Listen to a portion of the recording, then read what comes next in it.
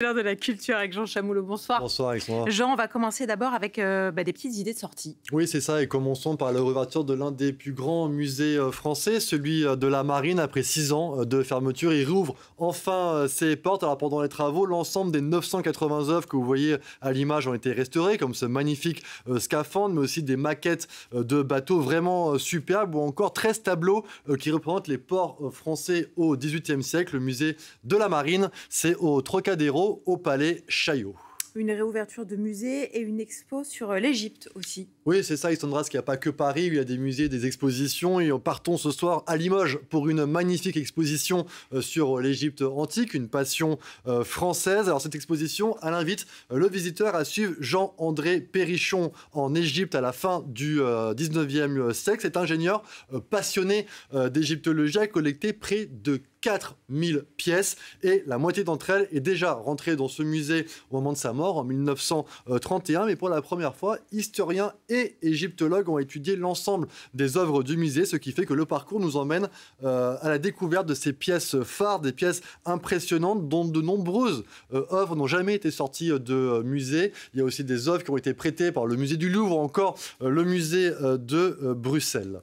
Un peu de musique maintenant, on va commencer avec un classique de l'opéra. Oui, absolument. Les contes d'Hoffmann à l'opéra Bastille, une œuvre de Jacques Offenbach qui nous plonge dans une taverne où le poète Hoffmann vient d'entendre chanter la diva Stella, qui lui rappelle les autres femmes de sa vie qu'il a aimées, ses 3 grands amours, Olympia, Antonia et Giulietta, 3 amours brisés par un mauvais génie qui s'appelle Lindorf, mais sa passion pour Stella connaîtra-t-elle le même sort? C'est à découvrir dans cet opéra fantastique, une œuvre inachevée en raison de la mort de l'auteur avant qu'il ait pu terminer sa partition, mais c'est un magnifique chant du cygne puisque cette œuvre nous questionne sur les notions d'anti-héros et de l'idéal féminin. Puis je vous propose d'écouter un extrait.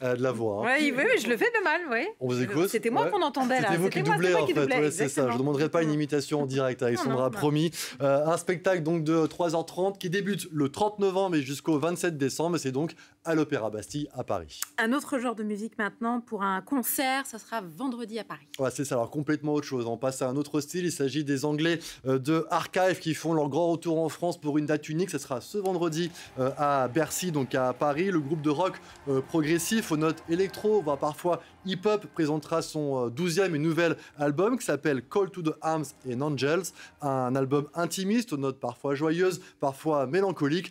On écoute.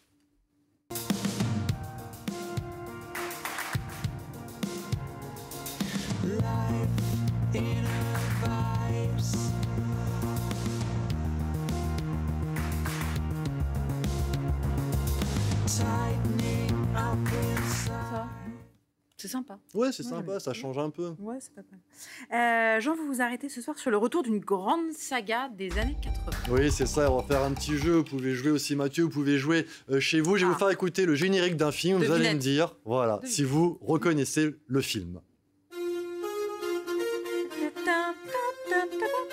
La chanson de Yazoo. Je sais pas, moi j'étais pas née dans les années 80. Yazoo, juste. Et non, c'est la musique de du flic de Beverly Hills. Bon, je triche un peu. Vous connaissez le flic de Beverly Hills? Oui. Eh bien, Alex Foley, alias Eddie Murphy, reprend son rôle qui l'a fait connaître dans le monde entier, le flic de Beverly Hills. Eh bien, un 4e volet est en préparation et des photos ont été prises sur le tournage du film. Vous allez les voir où on voit Eddie Murphy dans la tenue du flic le plus cool de Californie. Vous le voyez ici. C'est le grand retour donc de cette saga.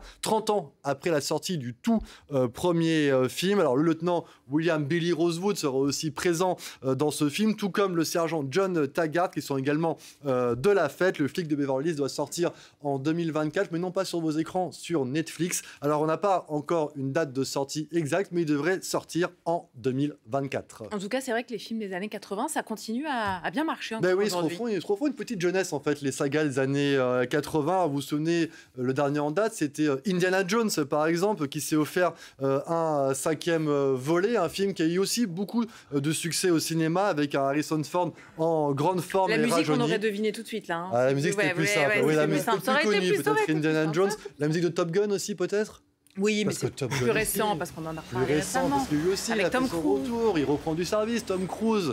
Maverick est remonté à bord de son avion de chasse, vous le voyez, là aussi, avec du succès, puisque le public était au rendez-vous. Et puis, il y a une autre saga qui aussi rencontre un grand succès auprès du public, mais qui a changé de nom. Il s'agit de la saga Creed, qui reprend les codes de Rocky Balboa. Eh bien, la saga Creed, il y a déjà 3 films, vous le voyez, Sylvester Stallone est l'acteur de Creed. Et bien là, on voit des extraits de Rocky 1, le film qui a fait connaître Sylvester Stallone. Et bien, désormais, pour la nouvelle génération, ce n'est plus Rocky, c'est Creed. Et il y a un nouveau film qui est en préparation, parce que quand le filon est bon, il faut l'exploiter. On n'a pas encore là non plus de date de sortie pour le nouveau film Creed, mais vous le voyez, au cinéma comme en musique, les années 80 sont plus que jamais C'est vrai qu'en musique. à la mode. Merci beaucoup, Jean. Merci.